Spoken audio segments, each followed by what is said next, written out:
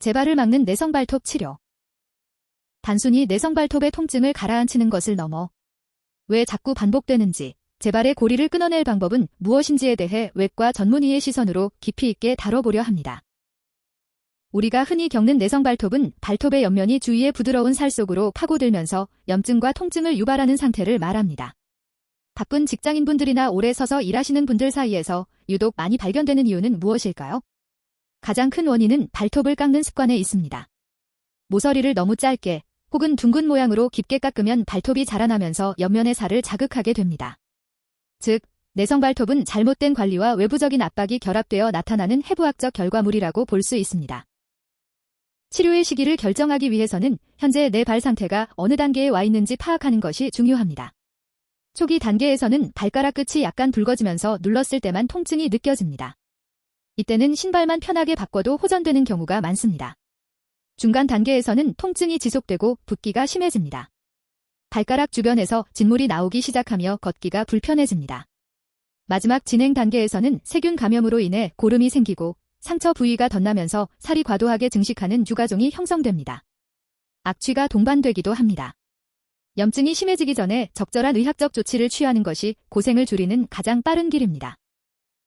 병원에 가면 무조건 발톱을 다 뽑는지 걱정하시는 분들이 많습니다. 하지만 발톱 전체를 뽑는 방식은 이제 거의 사용하지 않습니다. 오히려 통증만 키우고 재발률은 낮추지 못하기 때문입니다. 현재 유의미외과에서 시행하는 내성발톱 치료의 지향점은 보존과 교정입니다. 증상이 심하지 않다면 형상기억 합금으로 된 와이어나 교정기구를 발톱에 부착합니다. 이는 발톱이 자라나는 방향을 수평으로 펴주는 역할을 하여 살을 파고들지 않게 유도합니다. 일상생활에 지장이 거의 없다는 것이 큰 장점입니다. 염증이 반복되거나 유가종이 있는 경우에는 문제가 되는 발톱의 옆부분만을 가늘게 절제합니다. 이때 가장 중요한 것은 발톱이 새로 만들어지는 뿌리 부분의 일부를 함께 처리하는 것입니다. 뿌리를 그대로 두면 나중에 같은 자리에서 똑같이 살을 파고드는 발톱이 자라나기 때문입니다.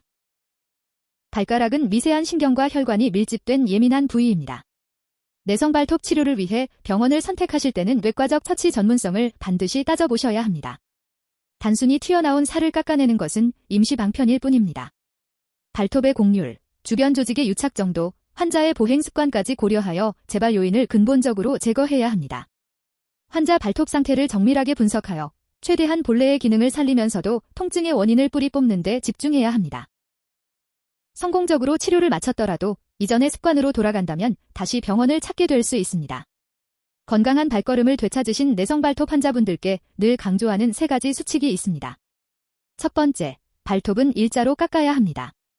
발톱의 양옆 모서리가 밖으로 노출되도록 일직선으로 깎는 것이 가장 중요합니다. 하얀 부분이 1에서 2mm 정도 보이게 남겨두는 것이 좋습니다. 두 번째, 발의 숨통을 틔워야 합니다. 발볼이 넓고 앞코가 여유로운 신발을 선택해야 합니다. 특히 퇴근 후에는 따뜻한 물로 족욕을 하며 발의 피로를 풀어주는 것이 좋습니다.